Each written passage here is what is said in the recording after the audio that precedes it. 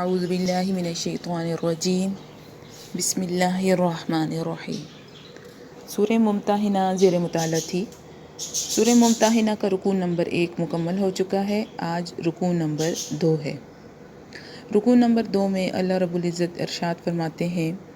عسیٰ اللہ، امید ہے اللہ تعالیٰ، ان یجعل، یہ کہ وہ بنا لے، بینکم تمہارے درمیان، و بین الذین عادیتم، اور ان لوگوں کے درمیان جن سے تم دشمنی رکھتے ہو، منہم، ان میں سے، مودتاً، دوستی پیدا کر دے، دوستی۔ امید ہے کہ اللہ تعالیٰ تم میں، تمہارے اور ان لوگوں سے جن سے تم دشمنی رکھتے ہو، دوستی پیدا کر لے۔ واللہ قدیر، بے شک اللہ تعالیٰ قادر ہے، واللہ غفور الرحیم، اور بے شک اللہ تعالیٰ بخشنے والا، رحم فرمانے والا ہے۔ یعنی اس چیز پر افسوس نہیں کرنا چاہیے، نہ تعجب کرنا چاہیے کہ ہم جن ایمان والے لوگ جن کفار کو پیچھے چھوڑ آئے ہیں، ان کے لیے انہیں افسوس ہو، حالانکہ ان سے ان کی دشمنی ہے۔ امید ہے کہ اللہ تعالیٰ بہت جلد اس دشمنی کو دوستی میں بدل لے، اور یہ ہوا بعد میں۔ لا ینہاکم، نہیں روکتا اللہ تعالیٰ، کم، تم ایمان والوں کو، عن الذین، ان لوگوں سے، لم یقاتلوکم، جنہوں نے تم سے جنگ نہیں کی، فی الدین، دین کے معاملے میں، ولم یخرجوکم، اور انہوں نے نہیں نکالا تمہیں، من دیارکم، تمہارے گھروں سے، ان تبروا، یہ کہ تم ان سے نیکی کرو، وتقسطوا الیہم، اور ان کے ساتھ انصاف کا معاملہ کرو۔ ان اللہ، بے شک اللہ تعالیٰ، یحب المقسطین، انصاف کرنے والوں کو پسند کرتا ہے۔ یعنی جو لوگ بے شک کافر ہیں لیکن جنگ میں شریک نہیں ہوئے، اور آپ کو مکہ سے ہجرت پر انہوں نے مجبور نہیں کیا، تو کوئی ایسی بات نہیں ہے اگر آپ ان کے ساتھ نیکی کا معاملہ کریں، انصاف کریں۔ انما، بے شک اللہ تعالیٰ، بے شک، ینہاکم اللہ، روکتا ہے اللہ تعالیٰ تمہیں، عن الذین، ان لوگوں سے، جنہوں نے قاتلوکم فی الدین، تم سے جنگ کی، دین کے بارے میں، اسلام کے بارے میں، وَأَخْرَجُوكُم مِّن دِيَارِكُمْ، اور نکالا تمہیں تمہارے گھروں سے، وَظَاهَرُوا، اور وہ مدد کرتے ہیں، عَلَىٰ إِخْرَاجِكُمْ، تمہارے نکالنے پر، أَن تَوَلُّوهُمْ، یہ کہ تم ان سے دوستی کرو۔ وَمَن يَتَوَلَّهُمْ، اور جو کوئی تم میں سے ان سے دوستی کرے گا، فَأُولَٰئِكَ، پس وہی، هُمُ الظَّالِمُونَ، ظلم کرنے والے ہیں۔ یعنی اللہ تعالیٰ تمہیں باز رکھتے ہیں ان لوگوں سے روکتے ہیں کہ جنہوں نے تم سے جنگ کی، اور جنہوں نے تمہیں گھر سے نکالا اور گھر سے نکالنے میں مدد کی، تو ایسے لوگوں سے دوستی کرنے سے باز آ جاؤ۔ یا ایھا الذین آمنوا، اے ایمان والو، اذا، جب، جاءکم، آئیں تمہارے پاس، المؤمنات، ایمان والی عورتیں، مہاجرات، ہجرت کر کے، ہجرت والیاں، فامتحنوہن،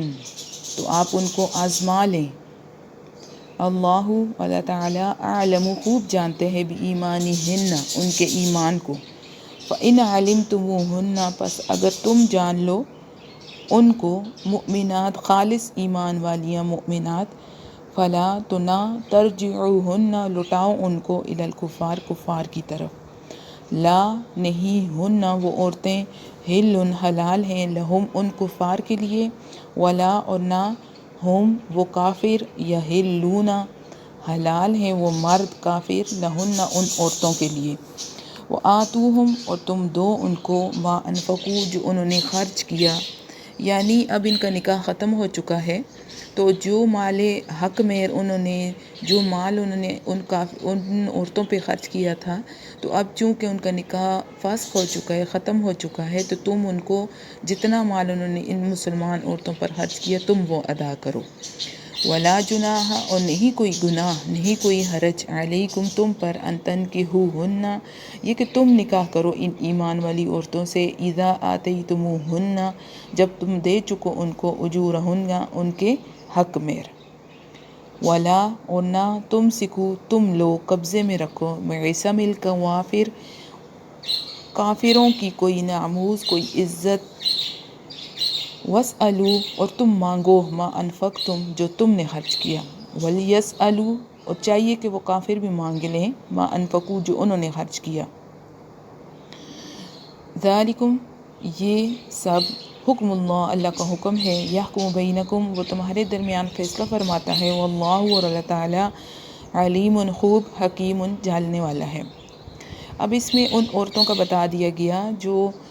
ہجرت کر کے آئیں اور ایمان لے آئیں۔ اب ان کے جو شوہر تھے، پہلے ان کی کفار سے شادی ہوئی تھی تو وہ کافر تھے، تو ان کا نکاح ختم ہو چکا تھا، اور یہاں پر یہ حکم آ گیا کہ کوئی مسلمان عورت، اس کا نکاح کافر سے جائز نہیں، کسی کافر عورت کا نکاح کسی مسلمان مرد سے جائز نہیں۔ یہ نکاح اسلام لانے کے بعد اس طرح کے نکاح جب اسلام قبول کر لیا تو ختم ہو گئے۔ پھر حق مہر کا بتا دیا کہ کفار نے جو خرچ کیا مسلمان عورتوں کے اوپر، تو مسلمانوں کو چاہیے کہ وہ ان کو